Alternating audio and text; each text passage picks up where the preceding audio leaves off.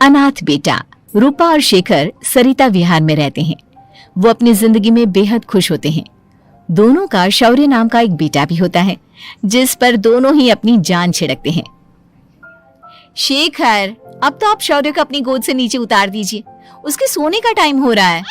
नहीं रूपा, इसे मेरे पास ही रहने दो प्लीज। मैं थोड़ी देर में इसे बिस्तर में सुला दूंगा। लेकिन कल सुबह आपकी ऑफिस में मीटिंग भी तो है ना, और इसके लिए आपको कल जल्दी भी तो निकलना होगा। जाइए, आप भी जाकर सो जाइए। क्या यार, अभी तो मेरी गोद में आया था मेरा बेटा और तुम उसे लेकर जा रही हो। बाद में कर लेना अपने बेटे से प्यार, अभी जाकर सो जाइए।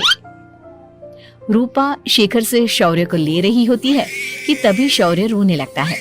शौर्य को रोता देखकर रूपा उसे फिर से शेखर को थमा देती है। आपका बेटा ना एक नंबर का नौटंकी है, बिल्कुल आप पर गया है वो। साफ बोलो ना, तुम्हें जलन होती है हम दोनों बाप बेटे का प्यार देखकर। पहले बड़ा तो होने दो तुम शौर्य को, फिर देखना वो सबसे ज्यादा मुझे ही प्यार करेगा। देखते हैं। ऐसे ही दिन बीतते चले जाते हैं और एक दिन कैंसर की बीमारी के चलते रूपा की मौत हो जाती है। अब शौर्य 3 साल का हो चुका होता है, जिसके कारण उसकी दादी शेखर पर दूसरी शादी का दबाव बनाने लगती है। शेखर, शौर्य अभी बहुत छोटा है और उसे इस समय एक माँ के प्यार की बहुत जरूरत है। माँ, मुझे दूसरी शादी नहीं करनी। क्या पता जो दूसरी औरत आएगी वो मेरे बेटे को एक माँ का प्यार दे या ना दे। तो रूपा की छोटी बहन वैशाली से ही शादी क्यों नहीं कर लेता? वो तो शौर्य को एक माँ का प्यार पूरा दे सकती है ना। मैंने कहा ना माँ, मुझे दूसरी शादी नहीं करनी, और अपनी ही पत्नी की बहन से तो हरगिज नहीं। ऊपर से अगर रूपा देख रही होगी तो वो क्या सोचेगी? अपने लिए ना सही, लेकिन तुझे शौर्य के लिए तो शादी करनी ही पड़ेगी ना बेटा। शेखर कुछ कहता उससे पहले ही अंजुमन उसे रूपा की कसम दे देती है, जिसके आगे मजबूर होकर शेखर शादी के लिए हामी भर देता है। देखो वैशाली, मैंने तुमसे शादी सिर्फ अपने बच्चे के लिए की है। मैं चाहता हूं कि तुम उसे एक माँ का भरपूर प्यार दो। शौर्य, आपके साथ साथ मेरा भी कुछ लगता है। अगर आप मुझसे शादी नहीं भी करते तब भी मेरा प्यार शौर्य के लिए कभी कम या ज्यादा नहीं होता। शादी के कुछ दिनों बाद ही शेखर की माँ की भी मौत हो जाती है। वैशाली शौर्य को एक माँ से भी बढ़कर प्यार देती है। शौर्य को लेकर वैशाली का यूं निस्वार्थ प्यार देखकर शेखर को भी उससे प्यार हो जाता है और कुछ सालों बाद शेखर और वैशाली का भी लड़का हो जाता है। लेकिन इसके बाद वैशाली का शौर्य को लेकर बर्ताव बदलने लगता है। वैशाली, मैं देख रहा हूँ तुम आजकल शौर्य का जरा भी ध्यान नहीं रख रही हो। मुझे पता नहीं था कि आदित्य के होने के बाद तुम इतना बदल जाओगी। आदित्य मेरा अपना सगा खून है और शौर्य दीदी का, फिर मैं दोनों में अंतर कैसे नहीं करूं? माँ भले ही दोनों की अलग अलग है, लेकिन पिता तो एक है ना।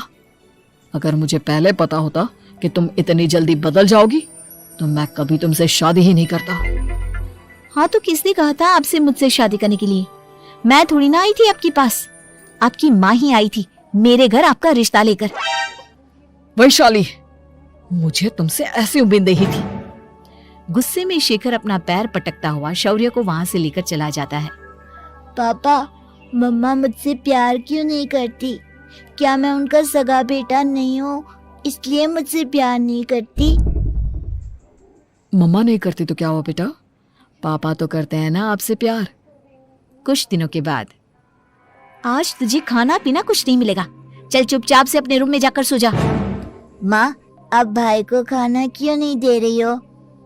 बेटा तू आराम से खाना खा, इस नालायक की चिंता मत कर। एक दिन खाना नहीं खाएगा तो मर नहीं जाएगा ये। अगर भैया नहीं खाएंगे तो मैं भी नहीं खाऊंगा। तू अपने भाई का भक्त क्यों बन रहा है? ये तेरा सौतेला भाई है, सगा नहीं जो तू लक्ष्मण बन रहा है। माँ, आपको इतना भी नहीं मालूम? श्री राम और लक्ष्मण सगे भाई नहीं थे। श्री राम माता कौशल्या और लक्ष्मण माता सुमित्रा की कोख से जन्मे थे। दोनों के सिर्फ पिता एक थे, लेकिन माँ अलग थी। मुझे ज्यादा ज्ञान देने की जरूरत नहीं है, ये सतयुग और त्रेता युग नहीं है, समझे? आया बड़ा भाई का चमचा। इतना कहकर वैशाली वहां से चली जाती है, जिसके कुछ टाइम बाद शिखर वहां आता है और आदित्य उसे सारी बात बताता है। मुझे माफ कर दो शौर्य, तुम्हारी माँ के जाने के बाद मुझे दूसरी शादी का फैसला करना ही नहीं चाहिए था। अगर मैं दूसरी शादी नहीं करता तो शायद आज तुम्हारी ये हालत ना होती। नहीं पापा, अगर आप शादी नहीं करते तो मुझे आदित्य जैसा छोटा भाई कभी नहीं मिलता। थैंक यू मुझे इतना अच्छा भाई देने के लिए। तुम दोनों हमेशा ऐसे ही साथ रहना, फिर कोई भी तुम दोनों का कुछ नहीं बिगाड़ पाएगा। चलो मैं तुम दोनों को आइसक्रीम खिला कर लाता हूँ, बहुत भूख लग रही है ना। शिखर शौर्य और आदित्य को आइसक्रीम दिलाने लेकर जाता है। वो दोनों को पार्क में खड़ा करके आइसक्रीम लेने जा ही रहा होता है, तभी तेज रफ्तार से आती हुई एक गाड़ी उसे कुचल देती है और उसी पल शेखर की मौत हो जाती है, जिसके बाद शौर्य की जिंदगी नर्क से भी बदतर हो जाती है। सुन रहे चिरकुट, इस घर के किसी भी सामान को मेरी मर्जी के बगैर हाथ मत लगाना। इन सब पर अब तेरा कोई हक नहीं है, समझा? ठीक है माँ, मैं आपकी इजाजत के बगैर किसी चीज को हाथ नहीं लगाऊंगा। चल जाकर अब पूरे घर की सफाई कर।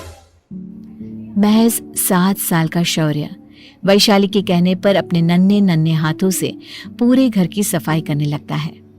ऐसे ही दिन बीतने लगते हैं, लेकिन मासी से माँ बनी वैशाली को उस मासूम से बच्चे पर जरा भी तरस नहीं आता। क्यों शौर्य, ये घर में इतनी गंदगी कैसे हो रही है? ढंग से सफाई नहीं की है क्या तूने? माँ मैंने तो अच्छे से सफाई की थी, लेकिन आदित्य बार बार इधर उधर चलकर गंदा कर देता है। अच्छा, खुद से एक काम ढंग से नहीं होता और अपनी गलतियों का जिम्मेदार मेरे बेटे को ठहराता है। इतना कहकर वैशाली बांस का डंडा उठाकर शौर्य को जोर जोर से मारने लगती है। तभी वहां वैशाली के मायके वाले भी आ जाते हैं और उसकी सारी करतूतें देख लेते हैं। माँ मैं ऐसा क्या करूं जिससे आप मुझे भी आदित्य के जितना प्यार करोगी? बोलिए ना माँ, मेरे क्या करने से आपके अंदर मेरे लिए ममता जागेगी? वैशाली शौर्य की एक नहीं सुनती, उसके ऊपर डंडे बरसाती जाती है। हद पार होते देख वैशाली की माँ उसका हाथ पकड़ती है और जोर से उसे थप्पड़ मारती है। यही सब करने के लिए तूने दामाद जी से शादी की थी? हमने सपने में भी तुझसे ऐसी हरकत की उम्मीद नहीं की थी। तू माँ नहीं, माँ के नाम पर एक धब्बा है। बस कीजिए माँ, आदित्य के इस दुनिया में आने से पहले मैंने इसे बहुत प्यार किया था, लेकिन अब जब मेरी खुद की औलाद है तो मैं किसी और के बच्चे से प्यार क्यों करूं? अरे नालायक औरत, जिसे तू किसी और का बच्चा कह रही है वो तेरी खुद की सगी बहन का बच्चा है। बहन है तो क्या हुआ, मेरे अपने बच्चे से बढ़कर तो नहीं हो सकता ना ये कभी। अगर यही बात थी तो तू हमें पहले बता देती, हम शौर्य को अपने साथ ले जाते। उसे इस तरह प्रताड़ित करने की क्या जरूरत थी? अगर आपको लेकर जाना है ना तो ले जाइए इसे, मैं नहीं रोकूंगी। नहीं माँ, मुझे कहीं नहीं जाना, मुझे आपके साथ ही रहना है। मैं तेरी कोई माँ बाबा नहीं हूँ, तेरी माँ मर चुकी है, समझा? अब निकल जा मेरे घर से। माँ आप बहुत गंदी हो, मुझे भी नहीं रहना आपके साथ, मैं भी भाई के साथ ही जाऊंगा। अरे तू क्यों जाएगा, तू तो मेरा सगा बेटा है, जाने दे इसे। हम यहाँ ऐश से रहेंगे, तुम्हारे पापा बहुत सारी जमीन जायदाद छोड़ गए हैं तुम्हारे लिए। नहीं माँ, मुझे भाई के साथ जाना है। आप अच्छी नहीं हो, आप बहुत बुरी हो, आप भाई को बहुत परेशान करती हो। देख वैशाली, तुझसे ज्यादा समझ तो इस मासूम बच्चे में है। ये तेरे बुरे कर्मों का ही नतीजा है जो आज तेरी सगी औलाद खुद से तुझे ठुकरा रही है। आदित्य, तुझे इस शौर्य ने भड़काया है ना मेरे खिलाफ? नहीं माँ, मुझे किसी ने भड़काया नहीं, पर मैं सब देखता हूँ, सब समझता हूँ। भाई बहुत अच्छा है, वो आपकी जैसा नहीं है।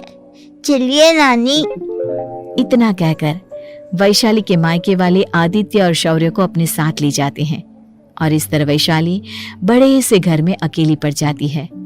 2 बेटों के होते हुए भी आज उसे माँ कहकर बुलाने वाला कोई नहीं होता। और ऐसे वीडियोस के लिए चैनल को लाइक, शेयर और सब्सक्राइब करना ना भूले।